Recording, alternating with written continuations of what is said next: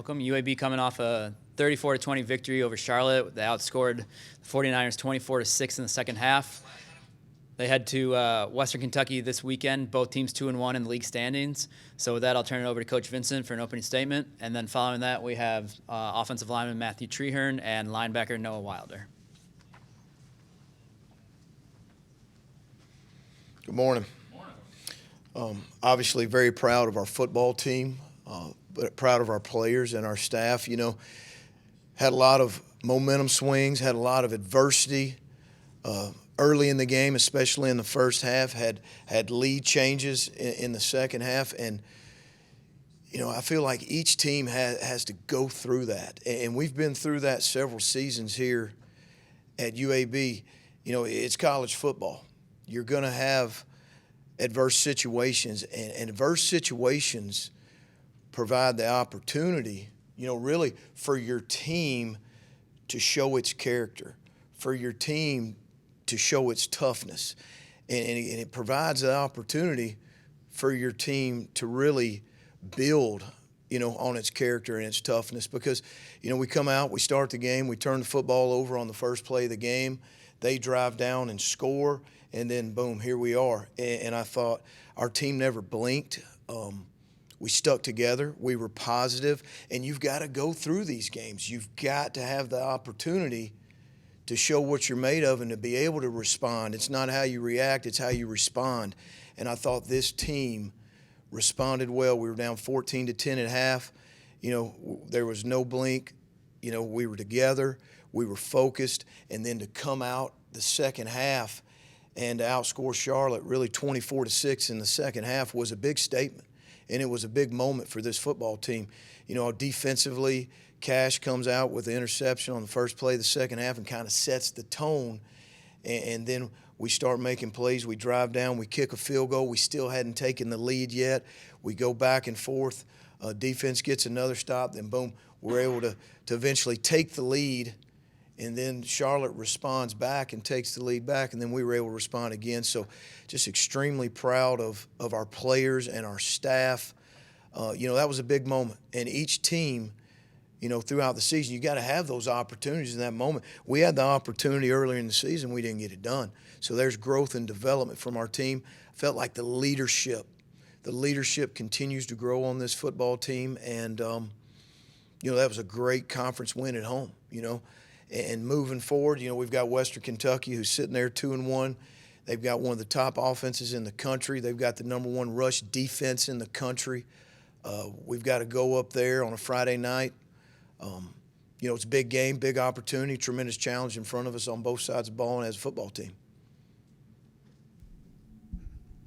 What do you need to do better, you know, in this road game than you did the first two? I mean, obviously that's where you've had both your losses, but what do you need to do in this particular game on the road?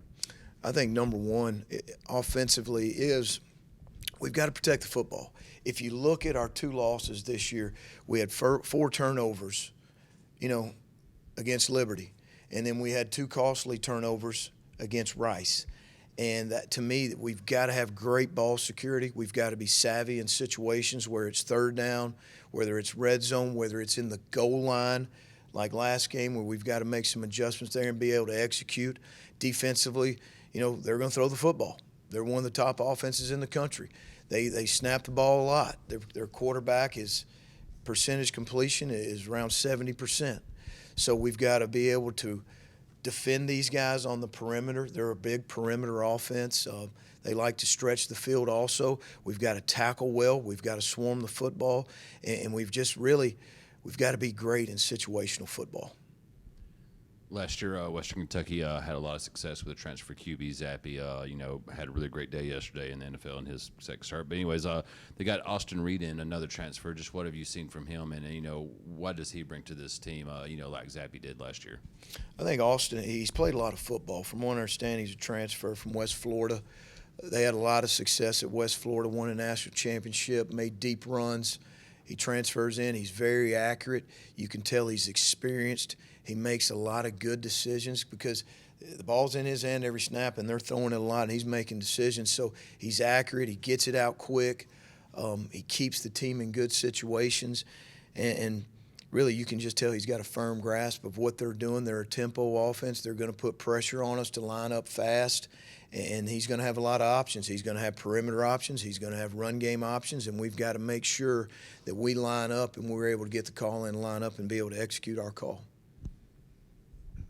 Seems like every week you face a passing offense that comes in with big numbers.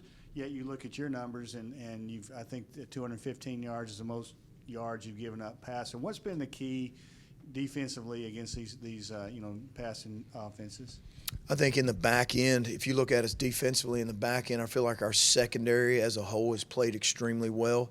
They've executed the game plan week to week because we have faced several high-powered passing offenses, but each one of them is a little bit different, and this one against Western Kentucky, they're a little bit different in themselves also. So we've got to be able to line up. We've got to keep them in front of us. We can bend, but we can't break. If you look at our linebacker play, our second-level play defensively, I feel like our linebackers have really helped stop the run in a three-down front. They've been physical. We've been able to get pressure with a 3- and 5-man front. So our second level has played extremely well. We've tackled well, with Noah and Black and Jackson Bratton and Renard. Those guys have just done a phenomenal job, and the effort and the relentlessness of our defensive front has really showed up. It's tough sometimes to get pressure with a 3-man front, and those guys from Isaiah to Fish to Kelly to Kyle to Drew Tuazuma to Michael Fairbanks, those guys have really stepped up and in some tough situations have risen up and made some big plays for us. So really just defensively as a whole, we've risen up and we've had tremendous challenge week after week. We've got another huge challenge this week with a team that averages over 40 points a game. That's really top 10 statistically, offensively in over 7 categories. So again, we have a tremendous challenge. We have a short week. It's a huge conference game on a Friday night that we've got to turn around and make a trip and head up there Thursday. So it's a challenge that our defense gets excited for. They welcome challenges. They're a very spirited, competitive group that's going to be excited to play this game. How tough a challenge is it going to be guarding against these receivers? Obviously, you got 2 guys that's got 500 yards, 5 touchdowns each, but there's 6 receivers with touchdowns, 2 tight ends with 2 touchdowns each. Just everyone they kind of trot out there is capable of, making someone pay. I really feel like this is the most, no disrespect, this is probably the most complete offense that we've faced this year with multiple weapons everywhere. Like you said, they've got really 3 main guys that are really producing for them, but they've got 6 guys that can play. Simon, the tight end, is he's played as a true freshman. This is his 3rd year. He's a really talented long kid that can run and catch. He's kind of a hybrid that can get the job done blocking, but he can really stretch the field. Their running backs are physical. They got 2 backs that really produce for them. They've got a big back. He's around 6 foot 210. The other guy's around 5'9", 190. So they're similar, but they're different. One with a power and more of a shifty guy. So overall, this offense that we're facing is probably the best we've seen up to this point. Might be one of the best, if not the best, we'll see all year. When you guys, the way you've run the ball and the success you've had, when you face a team that stops the run as well as they do, is there sort of a fine line of saying, okay, we might have to go away from it, as opposed to saying, no, that's what we do and that's what we're gonna do? We're about to face the number 1 rush defense in the conference, and a team that's fast, they're physical, they're long, they can really get to the ball. They run a ton of different coverages in the back end, and they want to bring pressure from multiple ways. But there's without a doubt UAB is going to do what we do. We're not going to change who we are. We're not going to change our standard. We're going to run the football. They can put 9 in there. We're going to run the football, and we're going to find ways to run the football. We've got a ton of faith in our offensive line and our tight ends and running backs, and we're going to run the football, and that's what we're going to do.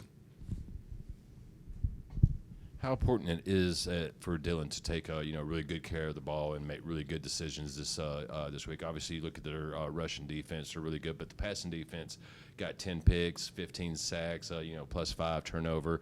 It's not just the rushing defense that's giving these guys success this year. There's no doubt. If you look at it, they've done a great job in creating turnovers. If you're looking at 10 interceptions, you're looking at 15 sacks.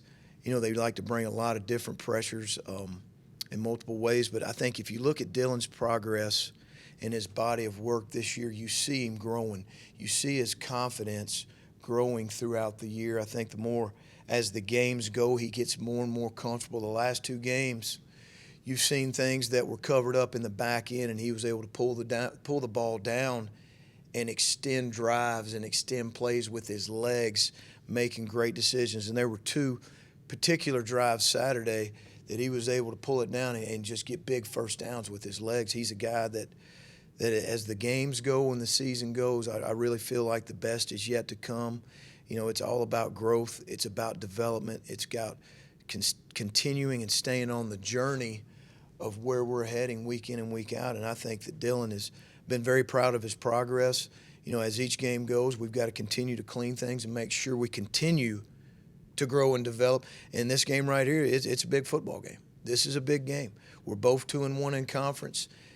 It's a Friday night game, and this is a game that our team will prepare for this week and get ready for and look forward to play on Friday. With Brody Dalton, you know, had to start the other day, and he had the big block on, you know, on a long touchdown run. Just kind of talk a little bit about his progression, and with him in there too, that just is another piece to that tight end unit. Yes, sir. You know, Brody's he's a 6'6", 250-pound kid from Fife, Alabama. He's tough. He's physical. He can run. You know, we redshirted him last year. We knew that he had the potential to come in and be an all-conference tight end caliber player. He had a little setback in fall camp. He had a little ankle injury in fall camp that really probably set him back 2.5, 3 weeks. And then around week 2, you could see him getting back. And I think Brody is continuing to develop and get comfortable. He's physical.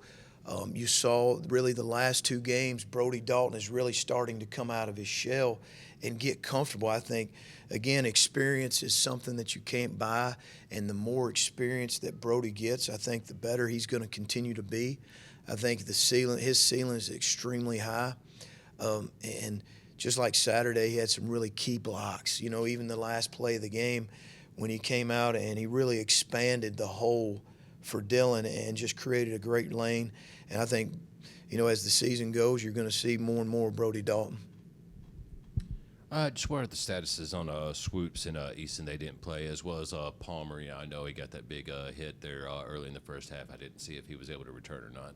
You know, Tajon is a tough kid. He's a relentless worker. He's just the same guy every day. He made some great catches, some big plays for us Saturday. He's fine. You know, he was cleared. He could come back in the game. At the end of the game, if we needed him, we were precautionary with him, and he's fully cleared. He's good to go. I think, you know, Swoops, he should be back this week. We fully expect him to be back this week. We're really trying to protect him and moving forward. So, you know, Swoops is a guy that brings a lot to our defense. You know, he's a guy that's one of the leaders of our defense, and, you know, we'll know more as this week goes. On top of that, you know, how would you grade Jalen's time? You know, he got to start at the star position. You know, he had a really great fall camp. He's really played really well the first part of the season. Just how would you grade him playing that star position? You know, I think Jalen Key is a guy that we've talked a lot about throughout fall camp.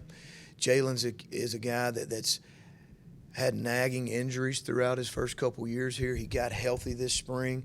Great spring, summer, great fall camp. And he's made a lot of big plays for us throughout the year, and he continues to get better. Again, the more experience Jalen gets, the more comfortable he gets. He's physical. He can run. He's one of the best athletes on the whole team. And just punching that ball out, you know, creating turnovers of the game. I think he's got 2 picks and now a forced fumble. And Jalen is a guy that just continues to grow. Every game he continues to get better, and you see him making plays for our football team weekly, and he's a guy that we're really excited about. So, with your secondary, but you saw late, Colby Dempsey made a really nice breakup and a couple tackles in there.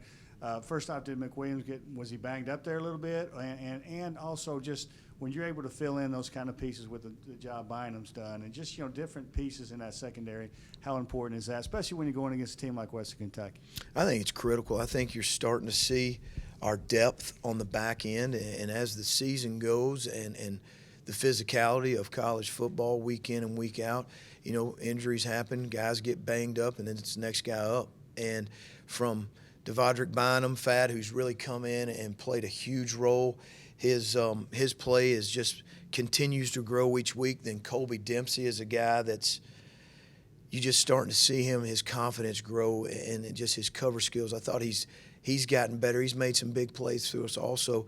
And at the end of the day, depending on our game plan and what we're doing week in, week out, we've got multiple guys. And with us facing probably the fourth really true passing offense this season, and probably the best one this come Friday night against Western Kentucky, the emergence of Colby Dempsey, the emergence of Devondrick Bynum has been key. The emergence and the development of Jalen Key has been huge for this football team, because as the season goes, we got to have guys be able to step up. I think D-Mac, DeCarius McWilliams, he just took a hit. He's going to be fine. He's a tough kid. He's a guy that's played a lot of football here, a guy that lives for the moment. So, that's why, we practice and we grow and we develop all these guys. So when you come in these situations, these guys are ready to step up in that moment. So couldn't be more prouder of Devondrick and Colby and really Key is their development. All right, thanks, Coach. All right, guys, appreciate it. We'll now move Matthew Treherne up to the podium. UAB ranks 8th nationally in rushing yards at 243 yards per game. The leader on the offensive line, Matthew Treherne. Questions? Morning. Morning. When you see their numbers, on rush defense and stuff, and know that you guys love to run the football, what kind of challenge is that for you guys this week? Oh, us as a unit, we accept the challenge. Just like Coach B said, we welcome the challenge in, and just like he said, we're going to do what we do. We're going to run the football. How much of that is a mentality when you run the football? How much is it just going in and saying that type of thing? The mentality really starts on Monday practice. I talk about it to the offense. Bring the mentality today, and it'll bleed over to Saturday. So when you bring that mentality every day, it just bleeds on the Saturday, like I just said. And yeah. Obviously, these guys got the top rushing defense, but they're also really good on the pass rush as well. Just talk about kind of guard, having to look out guard guys like Juwan Jones, 34, then you got 97, 99, and 0 on that interior line. Just talk about those big guys you are going to have to block against. Oh, we try not to worry about the other team as much. We try to worry about us as a unit, us 5, where we can fix our technique, stuff like that. But we'll be fine for sure. What kind of like I asked Coach, what do you need to do to win games on the road? Especially this game there'll probably be noise. You're right, you probably didn't have a lot of noise, but this game there'll probably be a lot of noise. What do you need to do as a group to win on the road? Just block out the noise. Come in with that same mentality, like I said before. Come in with that mentality, block out the noise, and just play ball.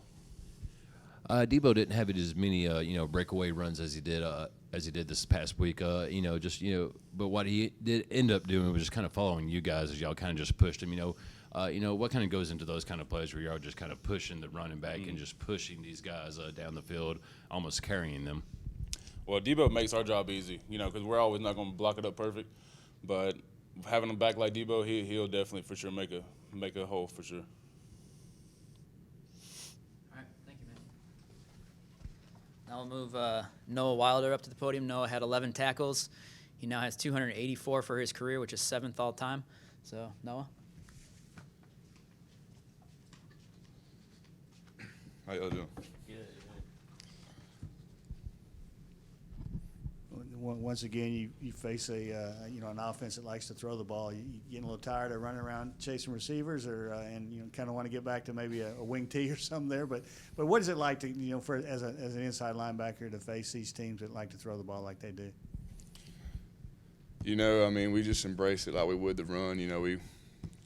I enjoy when we play some passing defense. It lets me get to see our DBs work and excel and do what they do. To show the world how good they really are. A lot of them guys, I worked out, a lot this summer with them and try to improve my passing game and stuff with them. And, just learning from them guys, and like having so much confidence in them, they're really good. And I'm just proud to play with them boys. And, I'm excited to watch them go out there and play this Friday. My bad.